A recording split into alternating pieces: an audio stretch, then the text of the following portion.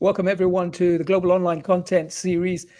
This is episode 4, brought to you by RedTech. Thank you for joining us from so many parts of the world. It was really exciting when I was looking at where you are, where you're watching from. There's so many of you on LinkedIn, and many of you on YouTube, and so many of you also on the RedTech website and here on StreamYard. Delighted to have you join us.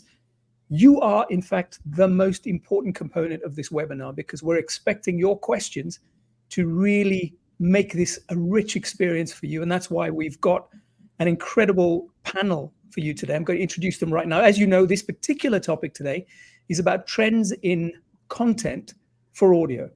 And so we've asked Sarah Van Mosel to join us. She's SVP Podcast Strategy for SiriusXM. I've got to consult my notes because these guys are a high-powered panel, and I don't want to get anything wrong.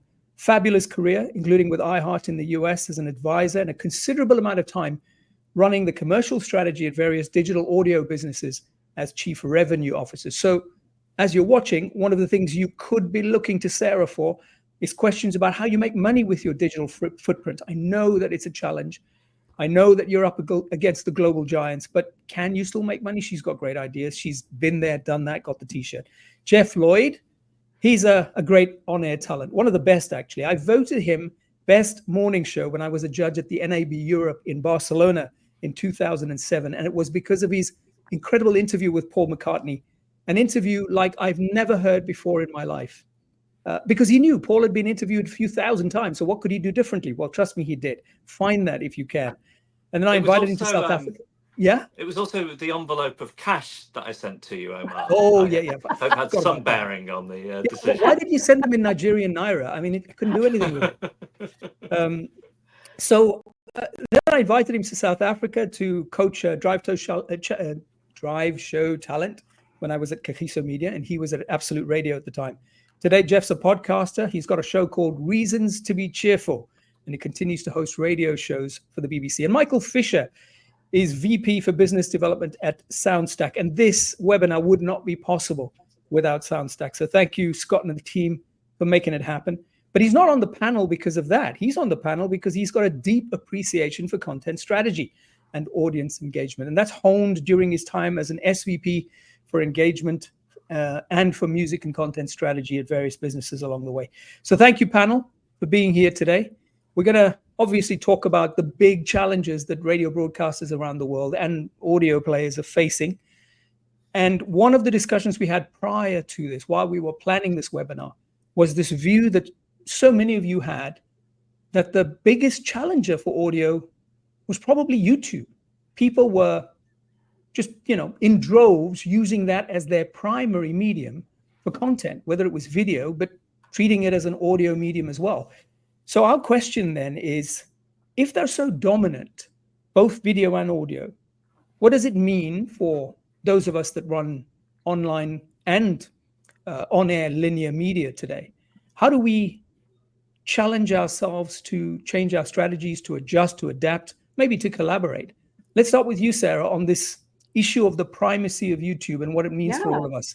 For sure. I think it's been a quick change. I think as you follow some of the research from folks like Edison Media, Signal Hill Insights here in the US, you can see how YouTube very quickly became the #1 podcast listening platform in the US. And it's the #1 place where folks are discovering new podcasts. And the interesting thing is, you can take two attitudes about it, right? You can see it as something you have to defend against and, how is audio going to fight against YouTube? Or you could just see it as a gift of a distribution mechanism for your content creators, right? And I choose to look at it in the latter way. Instead of viewing creators as inherent to one platform or another, I think there's also been a shift where creators are creators, and we're starting to get very creative, to reuse that word again, to figure out how best to distribute their content and how best to court the listener or the consumer or the viewer wherever they are, right? So if you have a huge ocean full of consumers that are fishing around for something to pique their interest, why wouldn't you put your content there?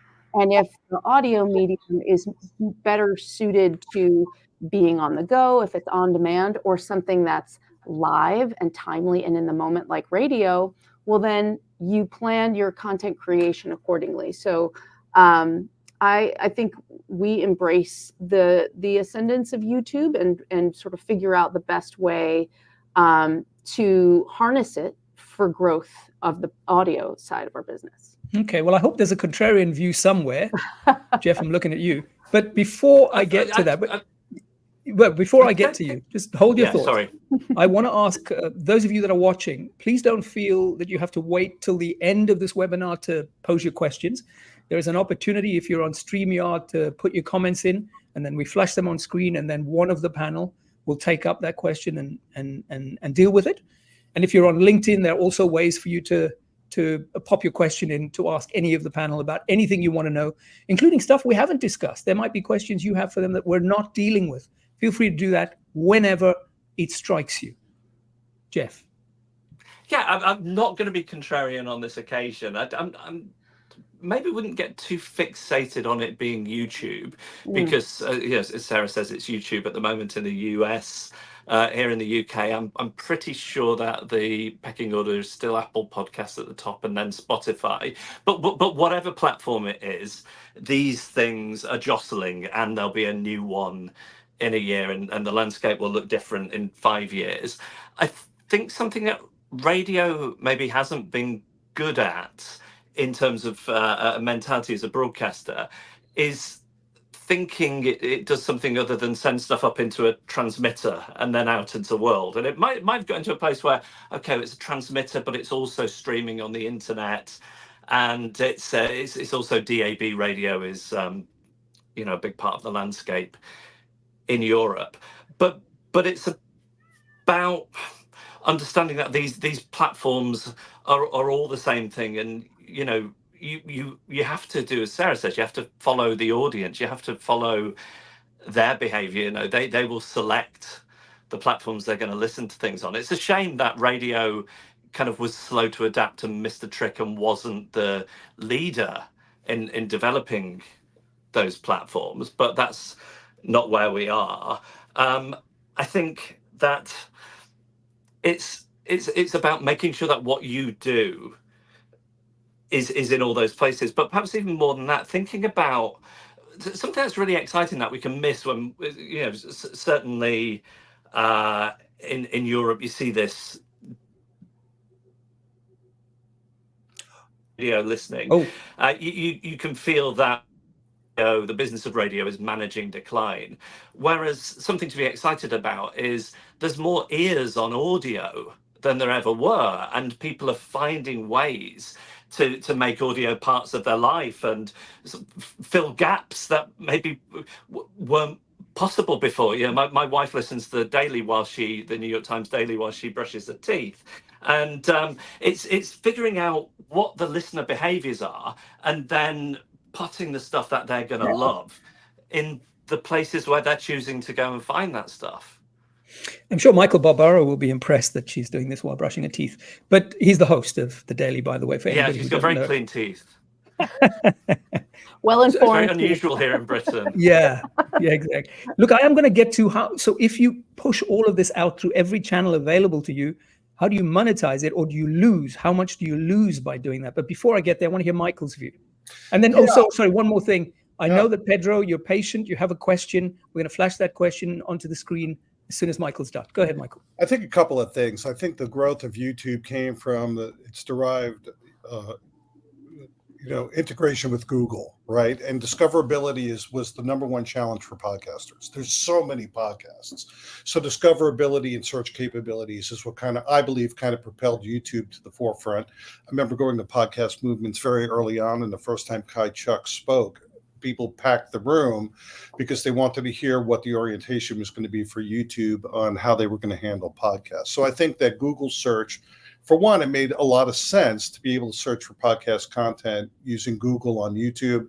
That was the first thing, and helping with discoverability. To Jeff's point about, traditional media, linear media. They were, for many years in the history of radio, they were in a bubble and controlled the conversation with the audience. And then new technology, like the minute we saw the freemium model come out for music with LimeWire and Kazaa and Napster, and music got devalued that way through ubiquitous sharing and be able to share people's hard drives of music and things like that. Radio kind of lost control because music became a diminished commodity. So I think that radio now, at least here in the States, is that people are tasked with having to create more points of distribution as part of a job that they weren't necessarily trained for. That puts pressure on the staff. But I think in general, I think that Jeff is dead on. We have to be everywhere to meet the listener at their expectation. The issue is that they have 500 places that they can go now. And the reason why audio consumption is up is because there's more distribution, more easy distribution. Obviously, the ubiquitous proliferation of the mobile phone changed that, to be able to take it on the go, phones to be more, compatible with traveling audio. So there's been a lot of things technologically that put that downward pressure on. But then just going back to YouTube as a visual medium, podcasters now are starting to realize it's a bifurcated strategy. You have to do audio and video, and certain people like to only listen to audio. I tend to spend more time with video. Everybody's different. So again, going back to YouTube, it was really Google search that propelled that. And then now with transcription happening, it's becoming even more important. Okay. So here's Pedro's question on the screen, or comment. Actually, it is a question. He's from Canada. You can see it there. YouTube has potential for 2 or 3 person chat casts. How can other podcast formats transition to video? It's a great question. I think I can jump in here. So YouTube is perfect for chat, and that's why you see it's easy to do. It's an easy distribution mechanism, the same way, particularly during the pandemic, it was easy for folks to start podcasts because they were home and microphones were pretty easy and you could get it up and distributed pretty easily. It is tougher to take a show, for example, like 99% Invisible, which is part of our network. This is a show all about the good design, right? And it is, an episode can take 6 months to 9 months to research and produce and create. It's not like there is an episode every week, but the production sort of life cycle is a lot longer. So with a show like that, your approach to video is not so much an exact distribution of the episode, but it could be teases. It could be investing in tentpole moments throughout the year where you're investing in a visual representation of a theme or a series of episodes that, let's say, there's a series that they're working on now about climate change, and they did invest in some visual artists to sort of bring some animation to life. That works for 99% Invisible because that's what that audience expects. They have a very high level of expectation around the quality of the output from that show. I'm sure that folks will distribute the full audio with just an image, but for them, if you want to meet those expectations and bring it to that next level, it's really a different strategy for a show like that than it would be for a chat show. And that's not to say that the chat show is less valuable or has less monetary potential. It just means that the output for each medium should meet the audience's expectations wherever they are, if that makes sense. Sarah, can I ask you, with a show like that, or just generally, do you have much of a sense of whether people are using YouTube in lieu of a traditional podcast app? So I'm thinking about driving or cooking, something where your eyes aren't going to be on your screen. It'd be quite interesting to get some understanding on how much people are using YouTube for pure audio, and then of course something needs to be on the screen, and that what to do with that with a show like 99% Invisible is an interesting question. But I'm wondering, my son's really crazy about the Lord of the Rings, and he will listen to, they're essentially podcasts, but they're on YouTube, some guy talking about whether orcs have wives or whatever. And every 15 seconds the image will change on the screen, and it's some bit of, I don't know if it's AI artwork or fan artwork that he's found on the internet. But Yeah, it almost feels like the visual in that situation is a placeholder, and because these things get loads of views, by the way, like in hundreds of thousands of views. It makes me wonder if people are using YouTube a bit more like a conventional audio app. Yeah, so there's two things. One, with 99% Invisible, because it's a legacy show, meaning it was around way before YouTube became a thing, most of their audience is concentrated on Apple, right? So that's an older audience. They have a set habit. They're used to consuming 99% Invisible via that method, right? I think what we're seeing with expectations, particularly with younger, more diverse demographics, is they go to YouTube first because that's where they're used to finding new things. And once they find something, they will then, and we're looking at data around the transfer level, like the percentage of finding it on YouTube and then going and following it on an audio app so they can take it with them on their way. But we have seen evidence of that happening. Now, the $1 million question is, how do you make it happen rather than observe it happening and cross your fingers, right? That's like the challenge at hand. But I think the nature of a show, again, the expectations of the audience, right? If you want to hear about Lord of the Rings, and you can find images of it anywhere, and be careful because it's also copyrighted. So that's a thing that you need to consider when you're an actual business. But when a show like 99% Invisible, or even if I go back to my earliest days in podcasting, a show like Radio Lab, for example. So this came out of WNYC Studios. Both have their roots in public radio in the US, which is tends to have bigger budgets, a little bit more leeway in terms of creativity. They tend to have very high quality because they have a long runway for creation and big staffs, right?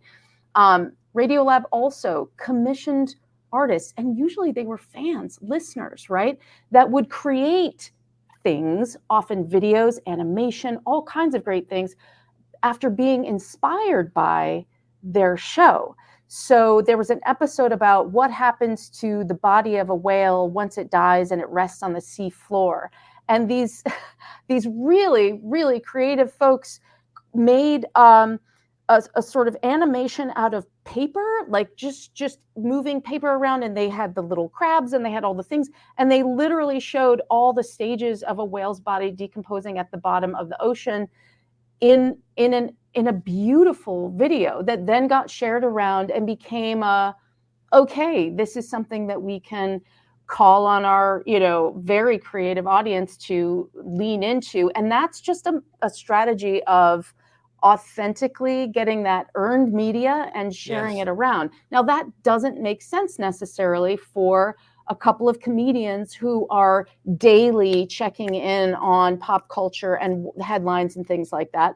There's a much shorter shelf life, but a more prolific amount of content that's coming out of a format like that, which is probably better suited to a couple of cameras and a mic. But let me draw you guys back to the question that if I'm a radio owner, wherever I am in the world, I remember in the early days when Facebook became a thing, I wanted to be there, had to be there because I wanted to grow my reach. Everybody was there.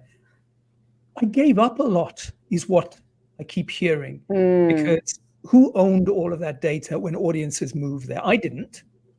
Did they come back? I didn't know if I could close that loop either. There wasn't a guarantee that I was doing that. So what am I losing by being on every available distribution medium? Or am I in a position right now where I don't have a choice? I just have to do that. But I'm not monetized. I mean, how do you monetize? So let's answer those questions for those that are watching from around the world. Is it necessary? What do I lose? What can I gain? Who wants to take that? I can jump in. I know, Michael, you have a lot that you can bring to the table in terms of monetization across networks. I think nowadays it's a very competitive market to get publishers to use your platform as their primary home, right? So the thing that will often draw folks to us is that we can monetize their inventory, both through direct sales and through network sales or programmatic sales. The other thing that we're doing on YouTube is that SiriusXM has an MCN, or a multi-channel network, that is made up of shows in our network that have a video component that are now a part of our YouTube network. Not only do they benefit from the regular YouTube AdSense inventory that would be cycling through their show if they just independently went on there, but we can sell their show individually as part of our network at a premium rate, and they can benefit from that as well. So they're not losing anything by becoming a part of our multi-channel network. And if anything, it's additive. So wherever you go, like, there are monetization. I think now at this point in time, there's never been better monetization opportunities for creators, because it's such a widely distributed universe, and everyone, wherever you go, is monetizing that inventory. And we're at that point in our sort of evolution where the creator is getting a cut of it in every platform where they're going. Yeah, I would also like to add a couple of things here. I think Sarah's right. I think there's even what we do at SoundStack, we have a monetization platform, and we can create what we call these supply packs or supply buckets, where we can segment out certain types of shows and get very targeted advertising. And we can put podcasters or broadcasters into those supply packs. But I also think you brought up something interesting. When Facebook first came out, and particularly in the US, a lot of people said, I'll never talk about it. It's free promotion. They're not spending any money on my radio station. Well, I would never talk about someone unless I was getting some sort of trade or they were buying a schedule. And then what happened was they quickly came to realize you have to talk about it. It was a cultural flashpoint that everybody was involved. People weren't talking about MySpace really too much on the radio when it started. But when Facebook came along and it jiggered the model, everyone kind of woke up and said, okay. So then you started to think, well, how can I monetize this, right? Is it product placement? When I do a Facebook Live, I can't embed my Facebook Lives on my website. So it's a controlled environment. Do I do product placement? Do I sell a step and repeat behind me? People were trying to get creative with ways that they could monetize social media. And did it become a revenue line? I really don't think so. Overall, it didn't become a major revenue line. But what they came to quickly understand is that they needed to be on Insta, they needed to be on TikTok, they needed to be on Facebook, because they had to meet the audience where they were. And I guess in the context of radio, and again, trying to figure out what is the value of a commercial on radio these days, the world is shrinking, right? Because there's fewer and fewer people listening from one central location. They're scattered all over the place. So the economic impact is now starting to put that downward pressure on the sales teams on commercial radio. But I think Sarah's absolutely right. Those who are doing digital correctly, and there's a lot of different ways that companies in the States are monetizing. Some have set up distributed services. They build websites and newsletters for small businesses. And they use that as ancillary revenue. There's several companies in the US that do that well. But individual stations realize they have to be everywhere all the time. And that if you have a monetization network plugged into the back end of your distribution on podcasting, or if it's a display network on your website, there are ways to make money there programmatically. The challenge for most radio companies here in the States, and I'd love to hear from Jeff about it as well for global, is boots on the ground. Sarah has one tremendous advantage. She has boots on the ground selling SiriusXM, and she has programmatic. That's the ideal combination. Unfortunately, not everybody can do that, but that's one unique value proposition that they have. And, we do programmatic advertising. We don't have boots on the ground, but we still send a substantial amount of money to our publishers. Mm. Sorry, go ahead. One additional thought. When it comes to monetizing in environments where you don't necessarily have control, I think podcasting was kind of the poster child for figuring that out early and taking control of it through baked-in host-read endorsement ads. Mm-hmm. The nature of podcasting in particular is that they don't own the platform. It's a widely distributed platform, right? So it's on Apple, it's on Spotify, it's on all these little podcatchers wherever you listen to podcasts, right?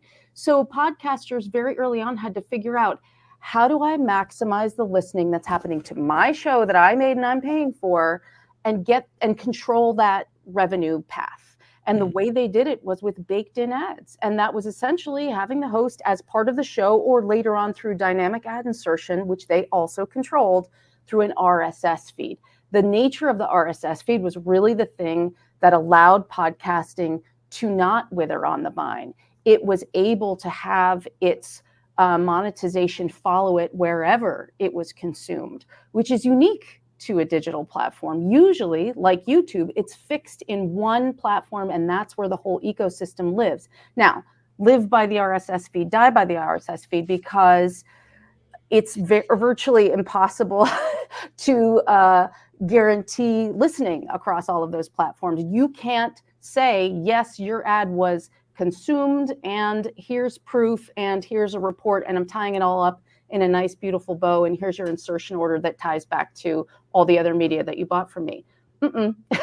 So we've had to be a little wily about how we measure and what our standards are in the podcast space. And so we're seeing that now also as podcasting goes into YouTube. They're reverting back to those same tactics to keep that money. You know, what you bake into your content that is a part of that video file is yours. And YouTube has allowed it, as long as it's not using the AdSense system to dynamically insert, unless you have an agreement with them and you have a multi-channel network. But it's interesting. What's old is new again when it comes to how podcasting is behaving with monetization on YouTube. Live reads, imagine that. Yeah. Exactly. 1950 all over again. Yeah, but like you say, it works. Jeff, it's a good time to bring you in. So, as somebody who's worked fairly recently and still works with radio broadcasters, what do you think they're getting right?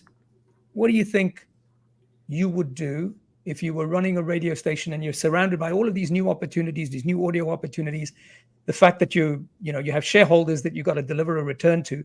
What are they getting right when it comes to the strategy, and what do you think should change? Well, it's really difficult, isn't it? Because in a shareholder model, long-term planning can sometimes be incredibly difficult. You kind of live or die by those quarterly results, both financial and in terms of audience. I think a way in which radio maybe lost ground is what you're describing, Omar, which is that there was this social media mentality that if we can use social media as a funnel, which is what it was at the time, to get people to listen to what comes out of our transmitters or what we stream from our server, then that's the advantage of being there. And what's the world we're living in now, in this multi-platform be everywhere, is you don't always get to own how your content is sold anymore. And there has to be some kind of acceptance of that's the world we live in. And it's nice to be the only the only widget shop in town, but also it's really nice having a bit of real estate in every mall in the world which sells widgets, and then kind of figuring out what to do with that. So that's kind of the sort of shift in mentality, I guess. And then there are things like baked in ads, like Sarah mentions, and premium as well. If you get people to really like something, Sirius is a great example of this. So people like audio so much that they pay a subscription to Sirius. And actually, podcasts could be a good way to get people hooked enough to buy a Sirius subscription. And then on the other side, like Sirius XM could be a good platform to get people to pay for double premium and some sort of extra bonus content that they're not getting from the radio. And I promise you this isn't a pitch, Sarah, because I own none of the IP, and I would stand to make nothing of this. But I do a show for the Beatles channel, which is the Sirius XM station over there. And every month we'll go and record these interviews with, it might be one of Monty Python, or it might be Ozzy Osbourne, and they'll talk about their love of the Beatles. And then because it's radio, there's it gets edited down from an hour to 7 or 8 minutes, or whatever feels okay in an hour of music radio. So with a content like that, for example, you could either use that content which you own, presumably Sirius own, to get Beatles fans hooked on a Sirius subscription, or you could use listeners to the Beatles channel. You could sell them that as a premium offering. So there's lots of ways that I think the stuff you're making, you can retain some control of how it's sold or how it's monetized. I think, sort of broadly speaking, like as somebody who has spent a career mainly in radio and these days primarily makes podcasts, it's sometimes difficult to understand what radio can offer me as a podcaster. So BBC Sounds is its own thing here in the UK, and you know, that's a platform which I think can really amplify ideas and podcasts. But you know, I had a situation recently where I went to talk to a media owner about an idea, and the sort of risk and reward balance was all off. So they wanted me to do something for an amount of money that was less than how I value my time, and the potential reward is a revenue split.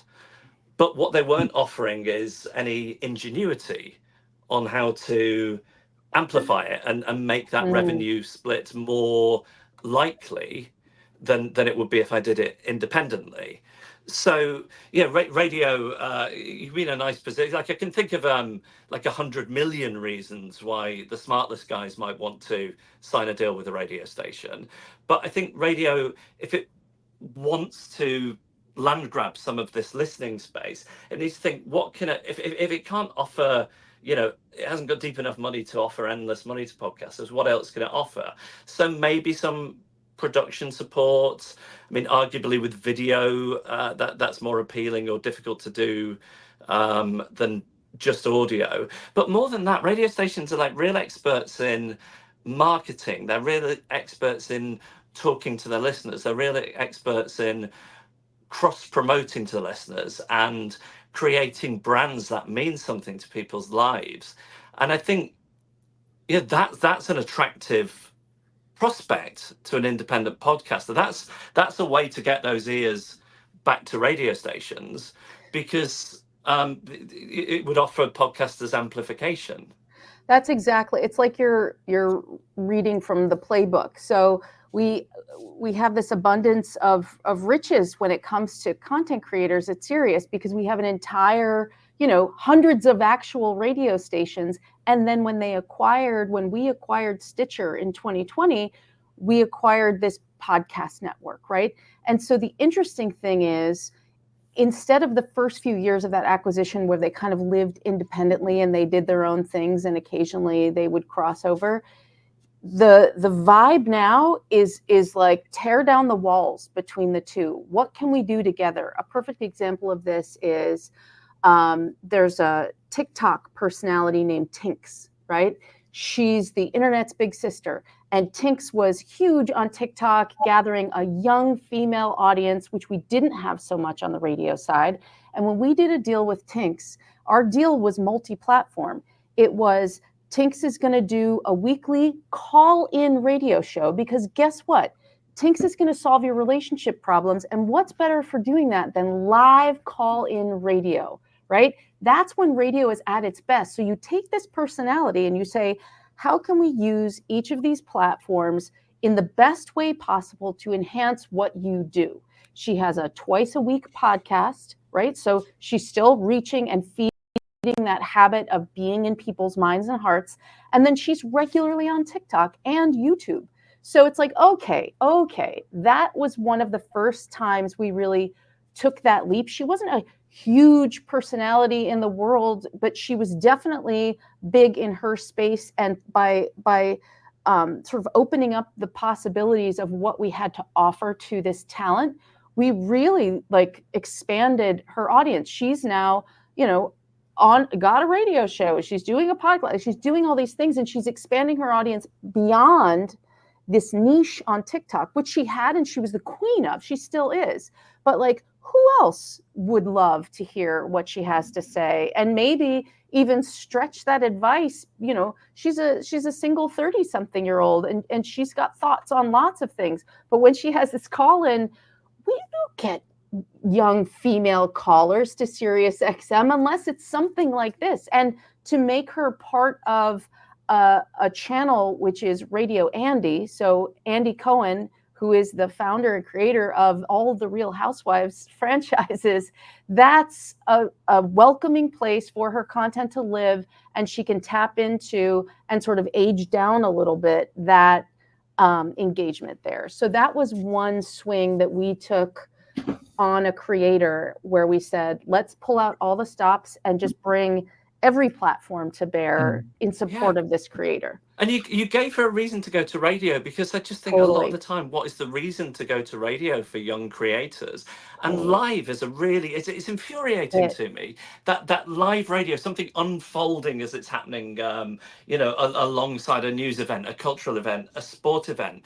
That's something no platform has cracked actually, apart from radio. But that's not to say they won't. They all dip their toe in it, and some more successfully than others. But at the moment, radio can still do that better than any other platform. And yet, so much of radio now, I guess for economic reasons, isn't live anymore. Yeah.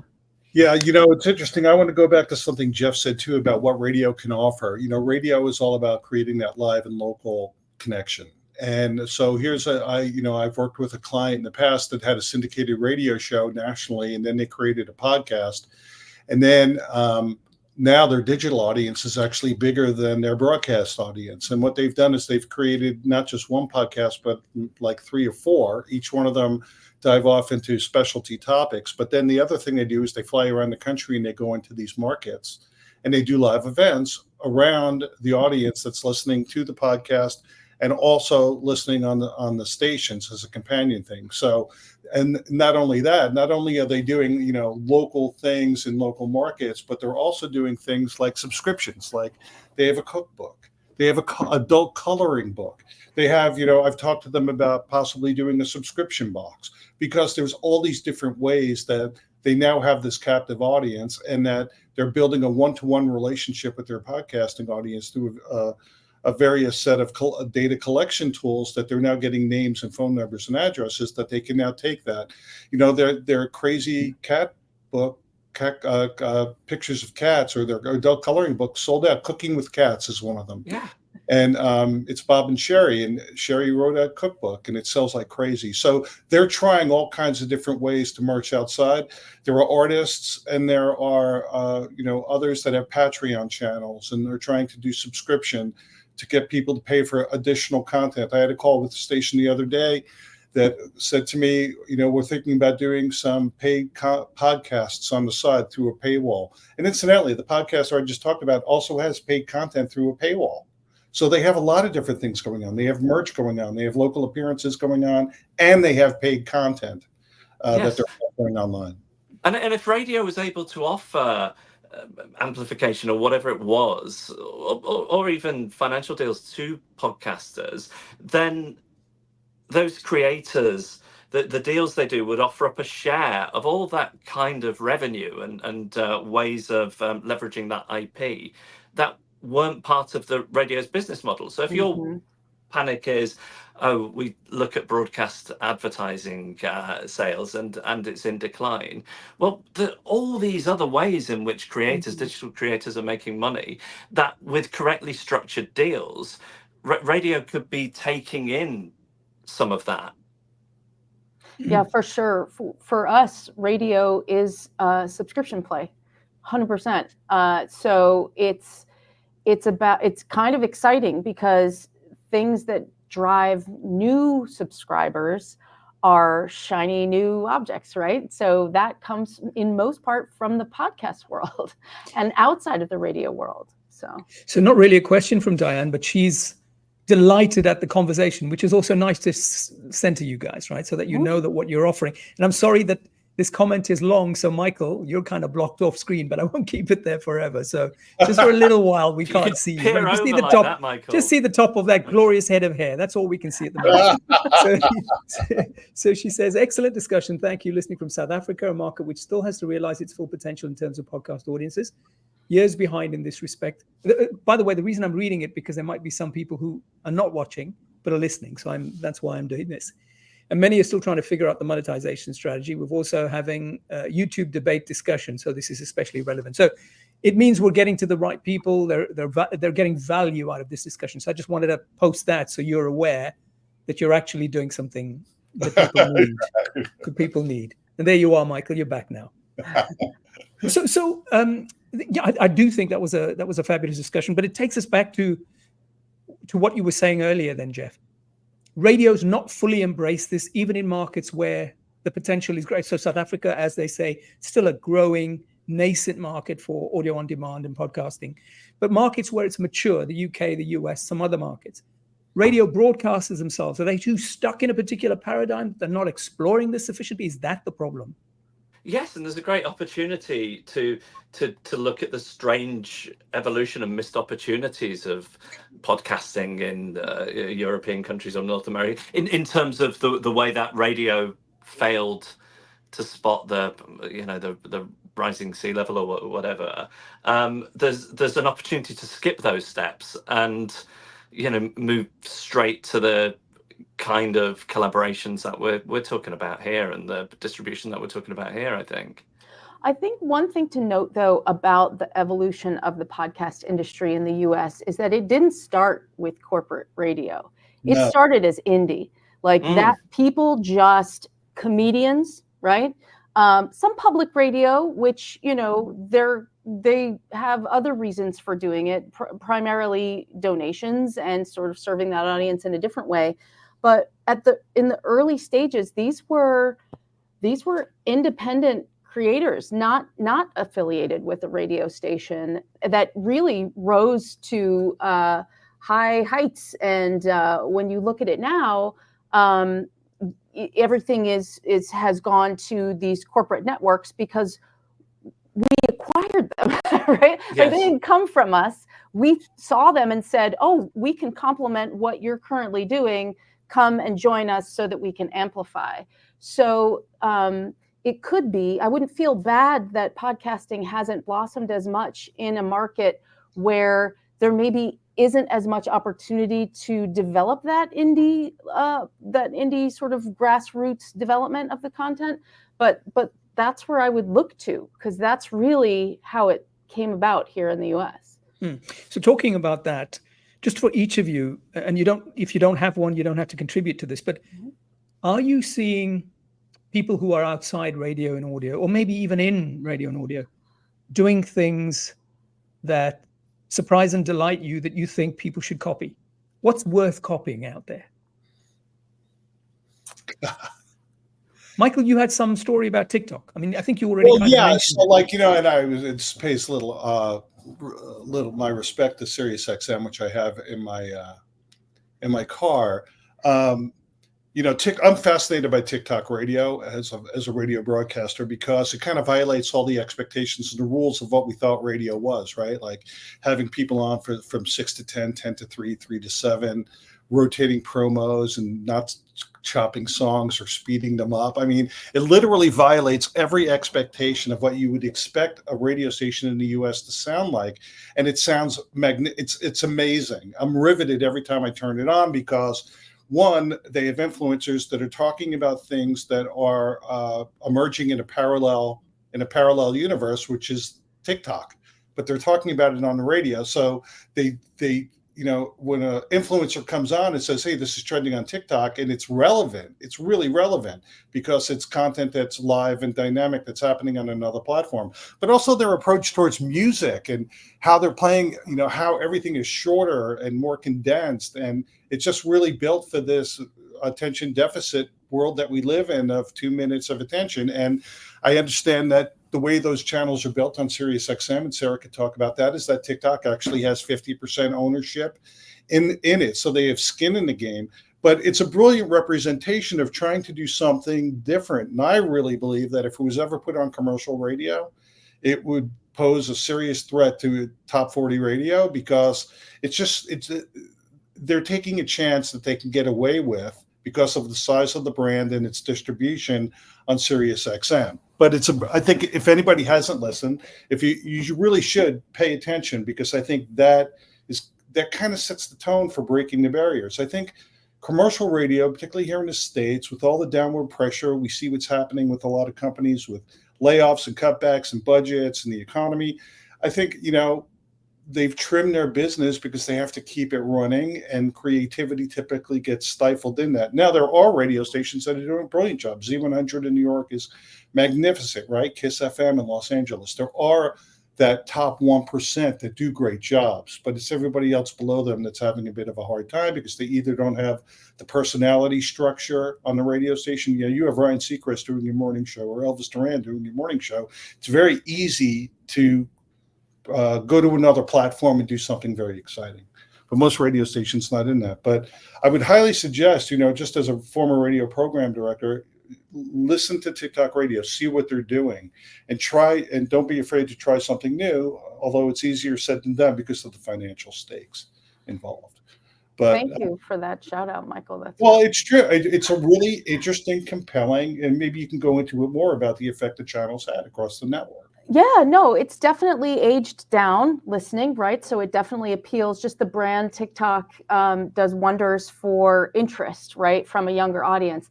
I think there's one thing to think about, and this is sort of how we're thinking about it now, and it may be a little spicy, but if someone is talking, they're an influencer, right? So we're treating all of our talent like influencers.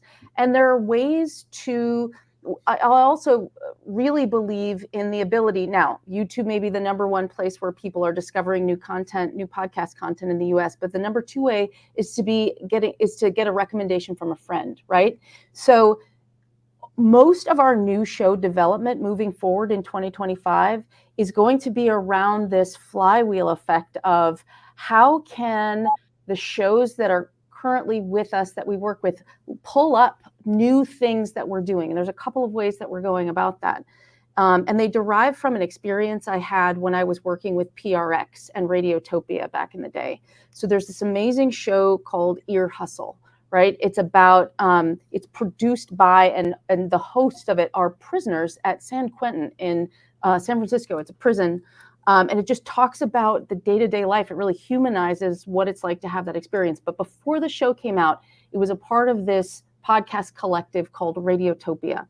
And the week that it was going to launch, all of the shows within Radiotopia, I think there were like 12 or 14 at that time, and they were very different genres. There were crime shows, 99% Invisible was part of it. They had Song Exploder, West Wing Weekly. All of the shows in the collective decided that for that week, they were going to release an episode on the concept, on the theme of doing time. Now, it didn't have to be about prison. One of them did something about time travel. One did something about their grandfather's watch. But that week, when that show launched, all of these podcasts released an episode about doing time and said, and by the way, Ear Hustle's launching as a part of our, and because there was audience overlap with all of the shows in that network, if you were a listener to any of them, it really felt like something big and important in your world was going on. And how perfect, right?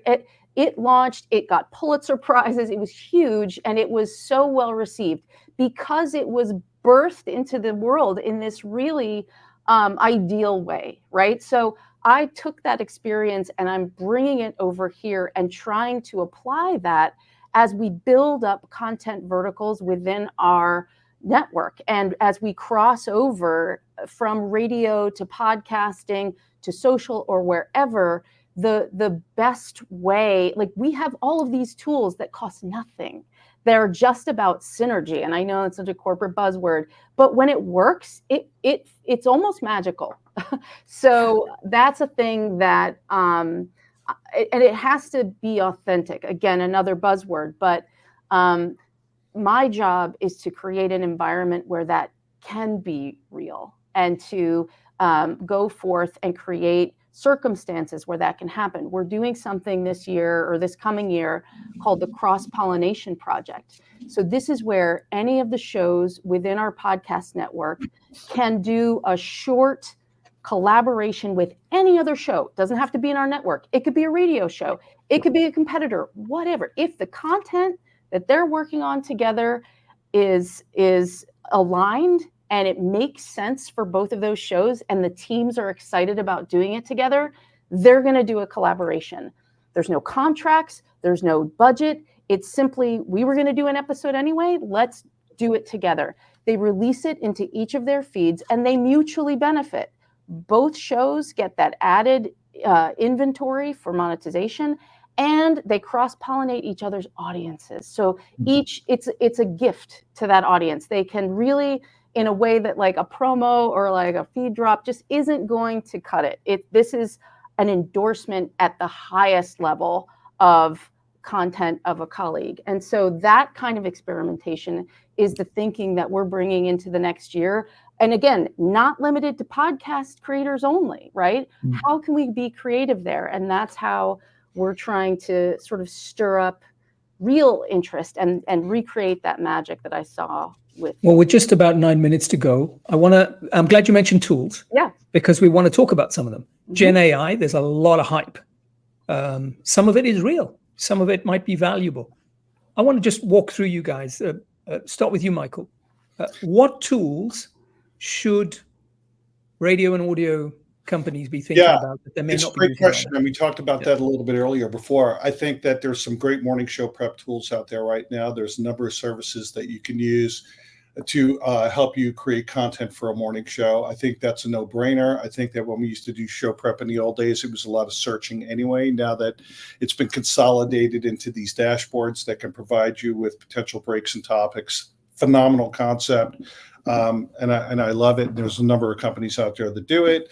I also think transcription, we talked about transcription for podcasting. I think using generative AI for that is critical because we all know that transcriptions can lead to a lot of other forms of engagement and keyword search. So I think that's being done very well. So I think those are two areas for me that I would definitely keep an eye open on. I mean, one is internal to the workings of the radio station. The other one is for podcasting. But I think those are two great examples of how to use generative AI today, immediately, to help enhance what you're doing. What are you using, Jeff? The only bit of, I use Descript, which is some editing software, and I don't use too many of the AI features, but sometimes if I'm editing and I notice a flub and I'm too lazy to walk up the 2 flights of stairs to my studio, I will get the AI to generate whatever I was saying, only more clearly and without the flub. And then sometimes I'll put a sponsorship brief for a host read into ChatGPT just to get it to spew out a first draft. I haven't, figured out the right prompt, or maybe it's not there yet for giving me anything that's actually usable. But just the kind of spade work of having to digest the information and get it into the right shape, I think it can be useful in that way. As we've been having this conversation, I wondered about the role that AI could potentially play in distribution. If there is a resource issue for content creators, radio stations, in making sure that their content is in so many different platforms, that feels like something that AI could potentially solve. Also, I guess, if you're not lucky enough to be Radiotopia and your listeners aren't generating fantastic art for your YouTube podcasts, which aren't just kind of talk shows, then maybe, although I mean it's an ethical minefield, isn't it, sort of AI for art creation, but maybe there's some way in which AI could generate the visuals for that. I think what it can potentially do with translation is very exciting at some point. And I also was just thinking about what Michael was saying about live radio and what radio stations have had to do through necessity. So I feel like a lot of commercial radio, wouldn't it be lovely to have the luxury of launching TikTok radio where the listeners don't have an expectation and you can surprise them with something brand new? But most legacy stations, say you're a rock station that's been around for 30 or 40 years, you've kind of had to paint yourself into a corner through the 90s and noughties where to keep a broadcast audience engaged, you have to play non-stop music pretty much that appeals to the biggest cross-section of people, and you've got your hosts saying very little. That was Led Zeppelin, isn't it? A Beautiful Morning here in London, and coming up next it's Coldplay.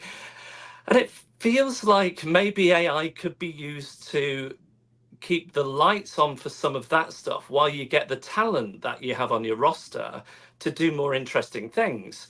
So at some point, a rock station like that would be a brand that fans loved because fans are passionate about something, and they would hear a long form interview, or they'd have a host who'd be able to tell you a long history of a band, or do storytelling.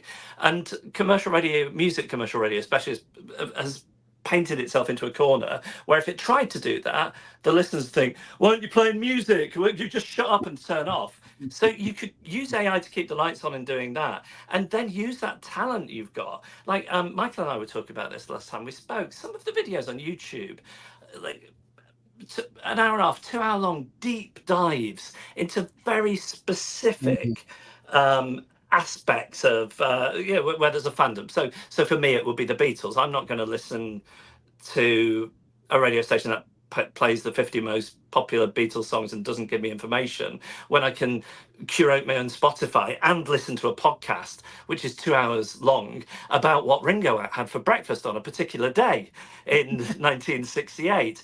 So AI, maybe you could use it to keep the lights on the radio while you engage the talent that you have on your roster to do more interesting things and tap into their passions, and put that out into the world, and have those what were trusted legacy brands become something that fans love again. But it's just not what's coming out of your transmitter into an FM or AM and DAB radio. It's coming out of all these other fantastic platforms that we've talked about.